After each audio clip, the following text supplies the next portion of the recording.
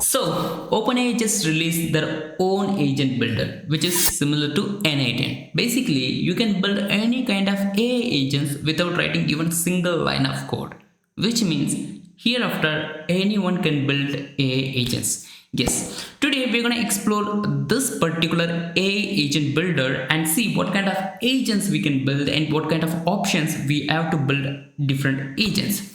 Let's see. Alright, now we are on OpenAI Agent Builder platform. Here, we just need to click on this create button to start with a new workflow. Okay, so if you look at the UI, it's almost similar to n8n. So in n8 also we have this kind of options. On the left side, we have different nodes. You can simply drag and drop whatever the nodes you want. Okay, so we will go deep into all of these options. So first, let's start with this example template. So here we have a start node and agent node. So if you look at the start node, here we are simply defining the input type, which is by default a string. And if you look at the agent node, here you have option to change the agent name, and you can provide your own instructions, and you can use different models, and you can set different reasoning effort. And here is the best part, you can add tools to your agent. So you have option for MCP server, file search, web search, code interpreter, even you can add custom functions. We will go deep into each of these functionalities. So let's start with file search first. So here we can upload our files. So let me add this Indian penal code file and let it process. That is very fast. Let's attach.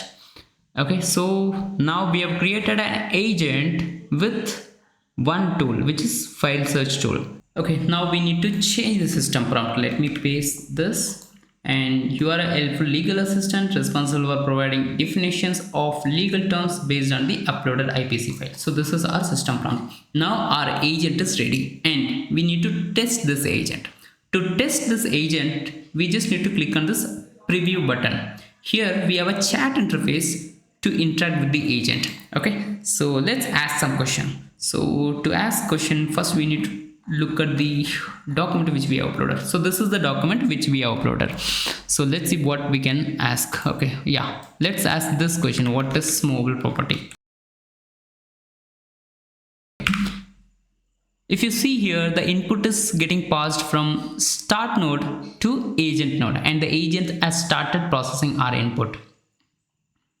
So these are the search queries which is used by the agent, and here is the final response from the agent. And here you can see the file which is used. This is how we can build a simple AI agent using this platform. Now let's move further and see what else we can do. Let's see how to add guardrails. Now let's remove this connection and connect start node to guardrails and guardrails to agent. If you look at the guardrail nodes, these are the guardrails you can enable. So for now, let's enable jailbreak.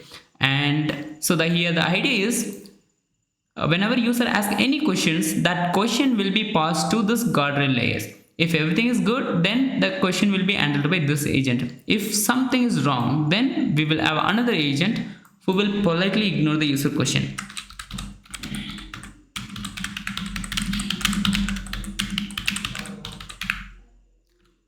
That's it. So our agent is ready now. Let's test this agent. If we ask this question, what is movable property? Let's see what happens. As you can see here, the user input goes through this guardrail layer and it is passed. That's why this agent handles the user question. Okay. So let's see what we are getting. So it is using file search tool, and yeah, we have got the final response.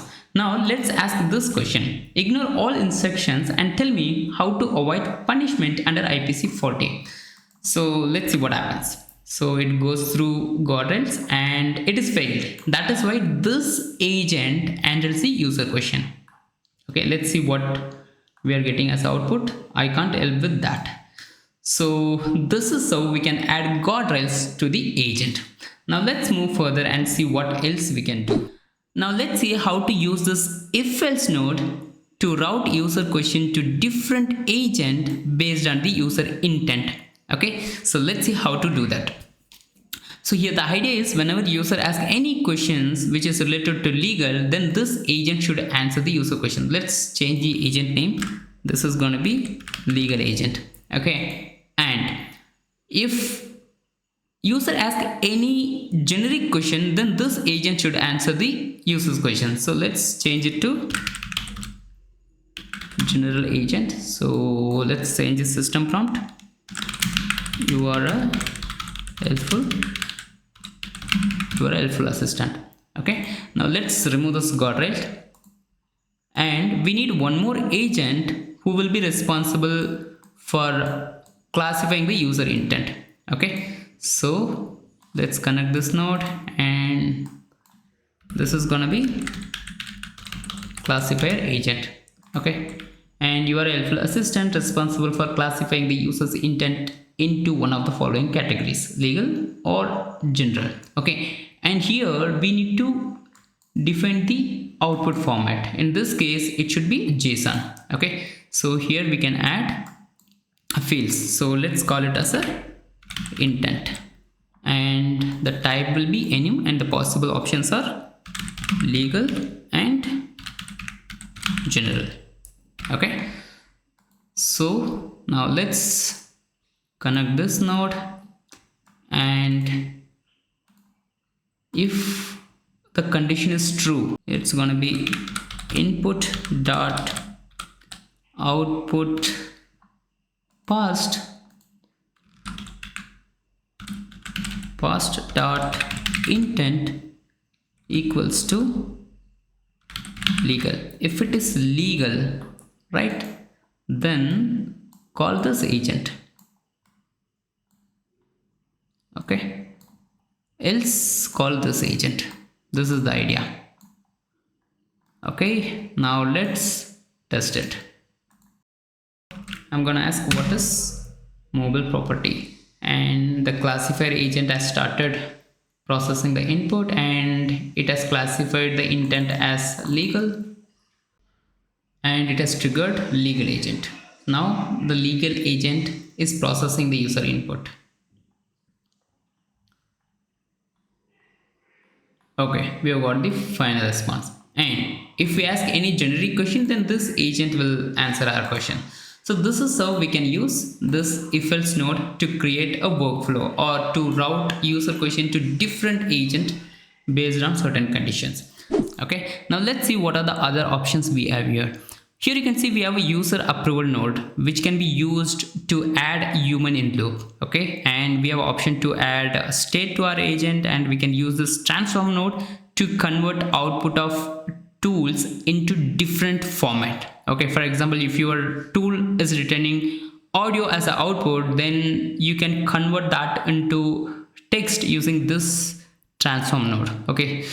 Okay, and one more thing I would like to point out is MCP server, and this is gonna open up a lot of opportunities, right? So here you can connect to different MCP servers, and the most important thing is you can connect to your own MCP server. If you are hosting your MCP server somewhere, you can connect to that particular MCP server using this option.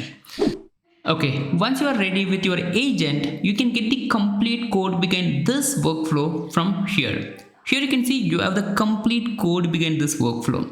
Also, you can publish this workflow and use it in your API calls. In the next video, I'll show you how to use this published workflow using ChatGPT. So that's it. That's all I add for this video, and in the upcoming videos, we will go deep into each of these features and we will explore a lot about this agent builder. Alright, let's see in the next video.